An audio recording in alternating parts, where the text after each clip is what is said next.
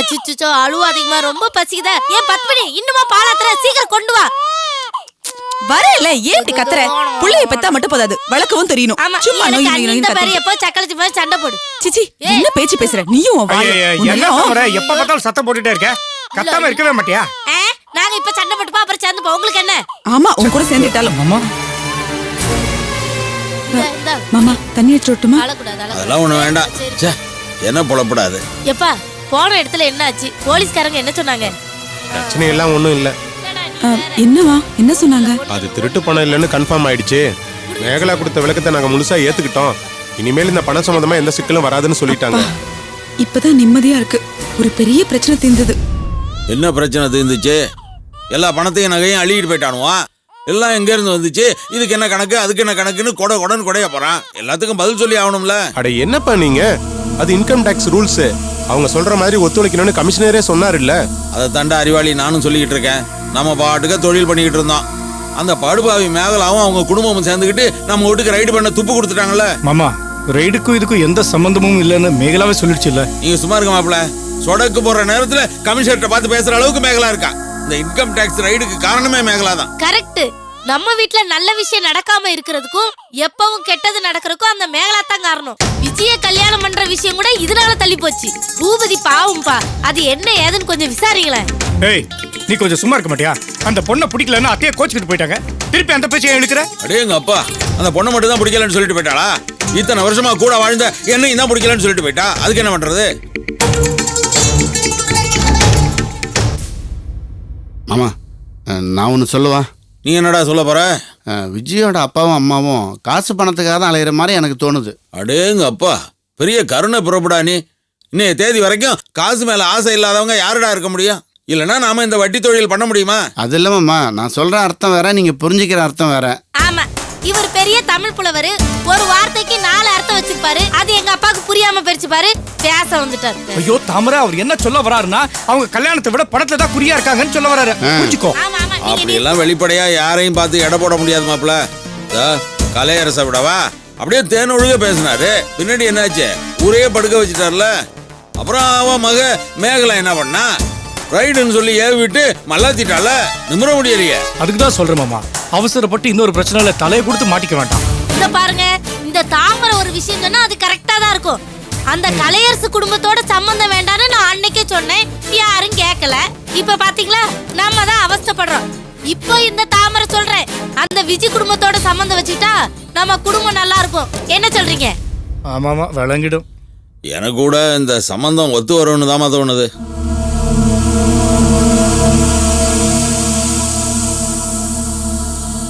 மாமா எனக்கும் நந்தனுக்கும் இது சரி வராதுன்னு தான் டவுட்டா இருக்கு. ஆமா மாமா, நான் அடிக்கடி இப்படி சொல்றேன்னு நினைக்காதீங்க. எனக்கு என்னமோ இந்த சம்பந்த விஷயத்துல கொஞ்சம் யோசிச்சு முடிவெடுக்கலாமே. உங்க 3 பேருக்கு ஒரு விஷயம் தப்பா தோணுச்சுன்னா அது கண்டிப்பா சரியான விஷயமா தான் இருக்கும். ஏன்னா உங்க 3 பேரோட அறிவு அப்படி. எப்பா நீங்க கல்யாணத்துக்கு ஏற்பாடு பண்ணுங்கப்பா. என்னடா பூபதி? இத பாருங்க, எனக்கு யாரோட பேச்சும் முக்கியம் இல்ல. என்னோட எண்ணம் தான் எனக்கு முக்கியம். எனக்கு அந்த பொண்ணை பிடிச்சிருக்குப்பா.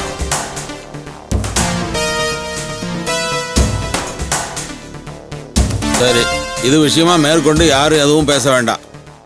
உனக்கு அந்த பொண்ணுக்கு கல்யாணம் நிச்சயமா நடக்கும்டா. இதுல எந்த மாற்றமும் இல்லை. சரி, நம்ம என்ன பண்ண முடியும்? வாப்பலாம்.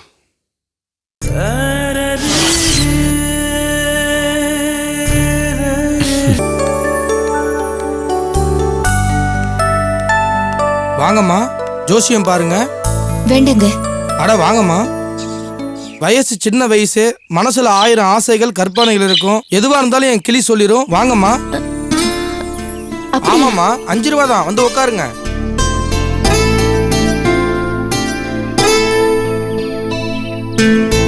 உங்க பேர் என்னம்மா? கீதா. அட என் கிளி பேர் சீதா. சீதா குட்டி, வாமா வெளிய. என்ன வரமாட்டியா? பிடிவாத காரியமா, 5 ரூபா காணிக்க வச்சாதான் வருவேன்னு சொல்றா. அப்படியா? இந்தாங்க. சீதா குட்டி, கீதாவோட பேருக்கு ஒரு நல்ல சீட் எடுத்து கொடு பாப்போம். எண்ணியது முடியுமா, எடுத்தது நடக்குமான்னு பாரு. கீதாவோட ராசி நல்லா இருக்கா, நேரம் நல்லா இருக்கான்னு பாரு. சாமியை மனசுல வேண்டி நல்ல ஒரு சீட்டை எடுத்து கொடு பாப்போம்.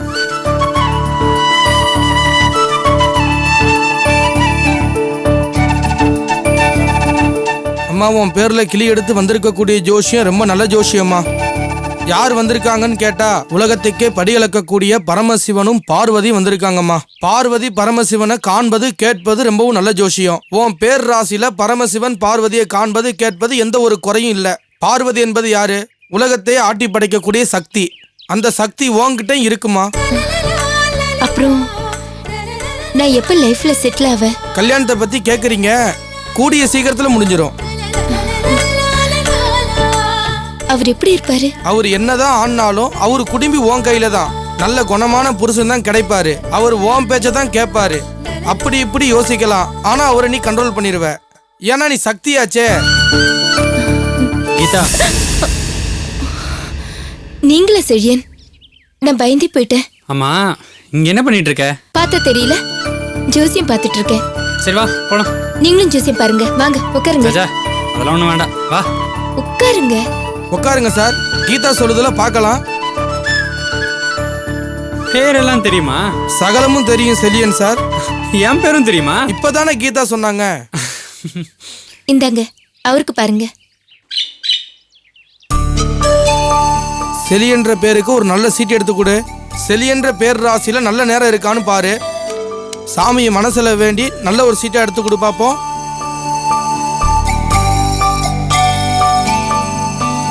முருகன், அதாவது சொந்த பொண்டாட்டி இருக்க குரத்தி மேல ஆசைப்பட்ட 2 பொண்டாட்டிக்கார முருகன் வந்திருக்காரு. அதுக்கு என்ன அர்த்தம்? எல்லாருக்கும் நீங்க செல்ல பிள்ளை. எல்லாரும் உங்க மேல பிரியமா இருப்பாங்க. கூடிய சீக்கிரத்துல உங்களுக்கு ஒரு நல்ல வேலை கிடைச்சிரும். ஆ, கல்யாணம் எப்போ ஆகும்? இவருக்கு 2 தார யோகம் இருக்கு. மனசார நீங்க உன்னை கல்யாணம் பண்ணிக்கிட்டா கூட சைட்ல உன்னை வச்சு கொஞ்சிக்கிட்டு இருப்பீங்க. அட போங்க, நீங்க வேற. வந்திருக்கிற சீட்டை வச்சு தானங்க பலன்னு சொல்றேன். சரி, காசு வாங்கிட்டீங்களா? ஏய் வா. இந்தாங்கம்மா மிச்ச காசு. என்னங்க, அவர் சொன்னது உண்மையாயிடுமா? யாரு? அந்த கிளிக்காரனா? அட நீ வேற. அந்த கிளியே நொந்து போய் கிடக்கு. அவன் அப்பப்ப போட நெல்லுக்காண்டி அதை எடுத்து போட்டுட்டு இருக்கு. அதை போய் நம்பிட்டு இருக்கியே. மத்ததெல்லாம் கரெக்டா சொல்லுதே. உங்களுக்கு வேலை கிடைச்சிடும்னு கூட சொன்னாரே. கீதா, வேலைக்கு கவிதா ஏற்பாடு பண்ணிட்டு இருக்கா. அது கிடைச்சிரும். இதெல்லாம் சும்மா குருட்டம் போக்கில் எடுத்து போடுது.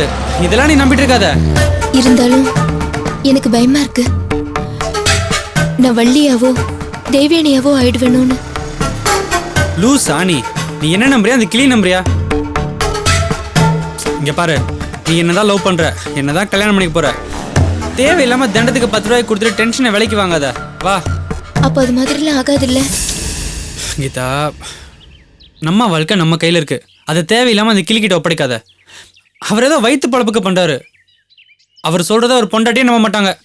நீ நம்பிட்டு இருக்கியே. வா, உன்னை வீட்டில் ட்ராப் பண்றேன்.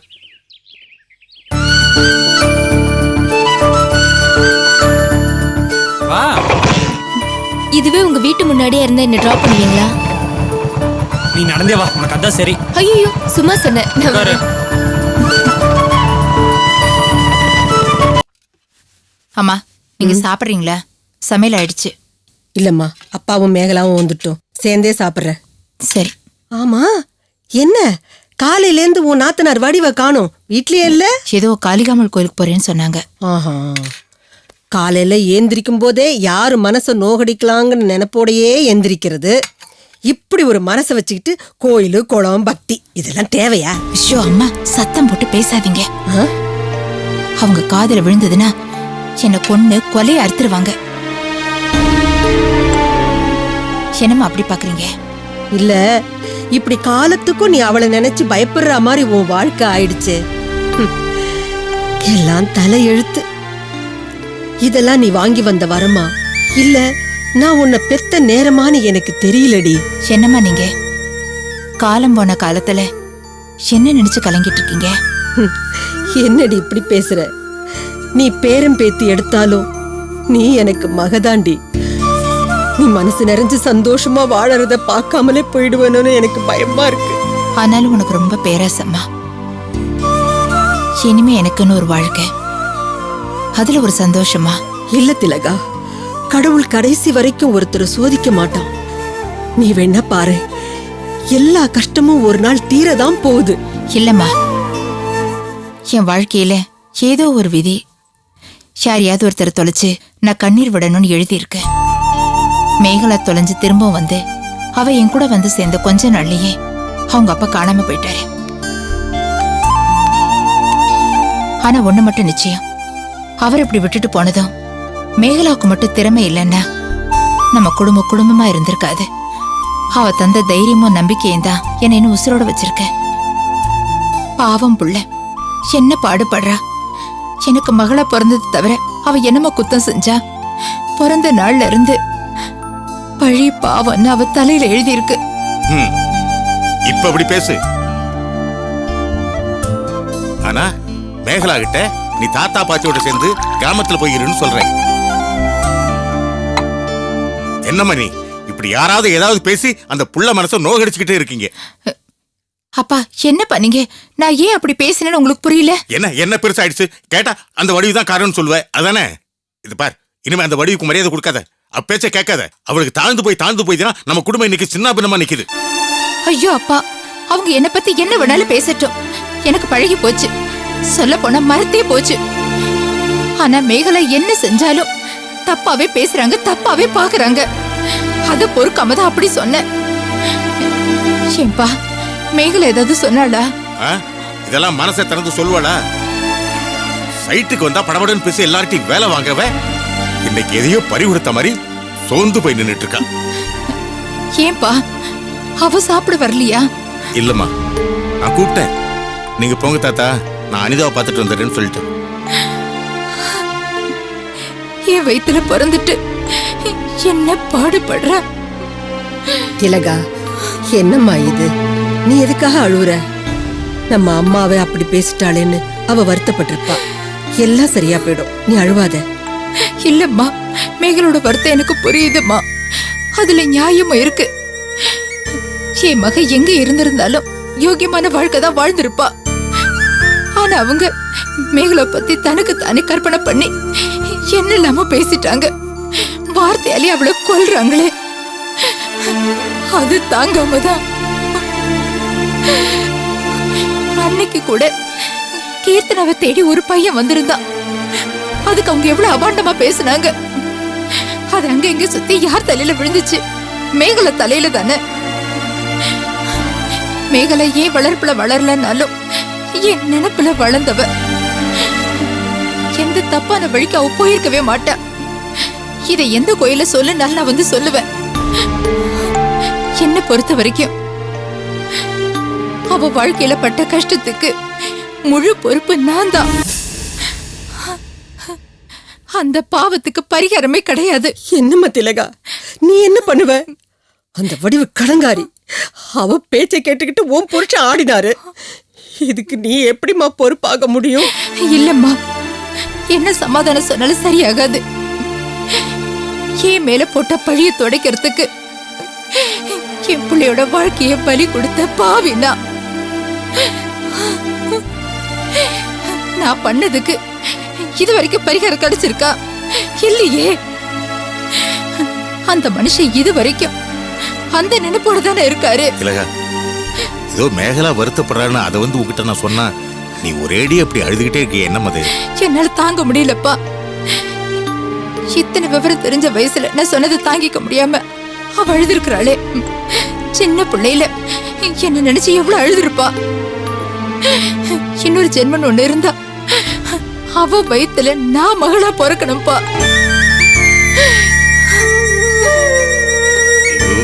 ஏமா இப்படி அழுதுகிட்டே இருக்கே? என்னம்மா இது? அழுவுறத முதல்ல நிறுத்து. மேகலா எள்ள அளவு கூட உன் மேல கோவப்பட மாட்டா, அது புரிஞ்சுக்க. என்னங்க இது? அவ அங்க வருத்தப்பட்டானா அத வந்து இவகிட்ட சொல்றீங்களே? எப்படி அழுவுறா பாருங்க. கண்ணை தொடச்சுக்க. வயசாச்சே தவிர உங்களுக்கு ஒண்ணுமே புரிய மாட்டேங்குதே. சரி, 2 பேரும் சாப்பிட வாங்க. அம்மா, அந்த புள்ள வருத்தப்படுறத பார்த்து தாங்க முடியாம தான் நான் வந்து உங்ககிட்ட புலம்பி தீர்த்துட்டேன். அதெல்லாம் பெருசா எடுத்துக்காத, அழாத. கண்ணை தொடச்சிட்டு வா சாப்பிடல.